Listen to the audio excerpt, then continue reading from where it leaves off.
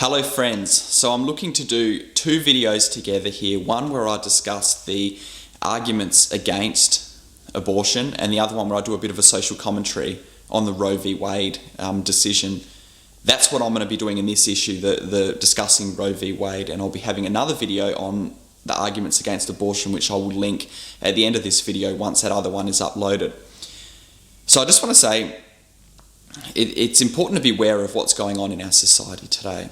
So Roe v. Wade was a 1973 case at the Supreme Court in which the right to abortion was decided to be a constitutional right, which was made available throughout the entire United States of America, in all the states. Prior to that, the right to abortion was legislated by the states, and they could make up their own rules, their own laws based on that.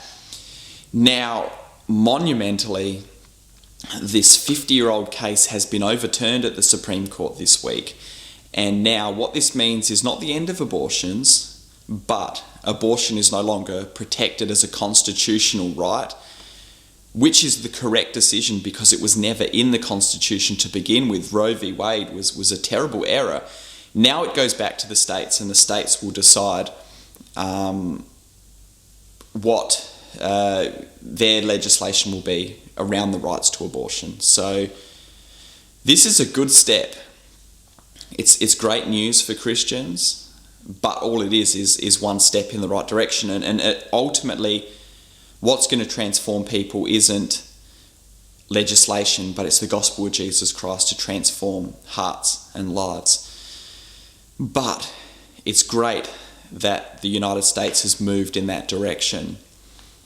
It's really crazy. We know that life starts at conception, both scripturally and biblically and scientifically, and I'll talk about that in the other video that I do. But around this Roe v. Wade case, one thing that we need to understand first of all is this isn't grounds to sort of get in the face of people who believe in the right to abortion. Those people are very misguided. They need our prayers. They need our love. Yes, we can take a stand. We can be grateful that this step has been taken, but we need to be more concerned and happy for the lives that are going to be preserved because of this, not because we got one up on people that have a different position to us. But what I will say is, I find that the pro-choice position is so conditioned into people by the evil of our society. You think about it, pro-choice to what? Pro-choice to murder your baby. How can a woman have a right to murder another human being? How can a man have a right to murder another human being? And one thing that I find really ironic with this is the fact that the same people... Now, I don't have a position on gun rights because I'm an Australian. We don't have the widespread use of guns here, like in America, which obviously is protected under the Second Amendment of the Constitution. So I don't have an opinion on that. I'm not going to discuss that. But what I find ironic is that the same people that are standing up for the right to abortion are against the right to bear arms because they say it kills human beings. It leads to the death of human beings. Yet what they are standing up for leads to the death of so many more human beings, and the practice they're standing up for actually guarantees the death of human beings, whereas the use of guns, it's the misuse of guns which results in deaths. So it's incredibly inconsistent for a start. One thing that I also find incredibly crazy is that the founder of Planned Parenthood, Margaret Sanger, has a very sketchy past. Just looking up at some of the information on her, she believed in eugenics, obviously, which she wasn't too particularly enamoured with the black population, to say the least, and she wanted to genetically eliminate the black population. This is an incredible evil. And what's interesting is that the majority of these centres, these abortion clinics, are set up in poor communities, in black communities. The amount of black babies, the black human beings, little men and women that have been killed, murdered because of this practice is enormous. So Margaret Sanger has achieved exactly what she wanted to, yet people still think that this is a good organisation. People will say, well, it provides other good services. And I love what one video that I watched said. It said, well, Auschwitz also provided other good things, as well as exterminating Jews. It provided clothing, it provided meals for the Jewish people. Does that mean that it's okay? Of course not. We need to look at the practice itself in isolation, and it is an absolute evil. Absolute evil.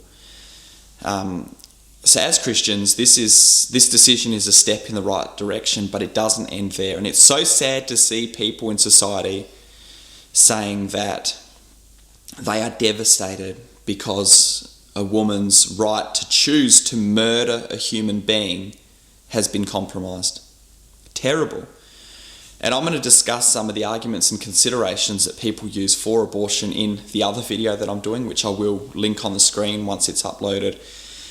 But it just makes me sad, it makes me grieve, it makes me realise that we live in a fallen world and this enemy is just rampant to make people think that the right to choose to murder a human being is a right that we should have as a society. It's shocking.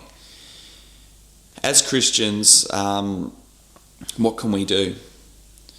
We can pray that hearts would be open, minds would be opened. We can support organisations financially that stand against abortion and provide help to women going through this. I've donated myself to endabortionnow.com. You can have a look on their website.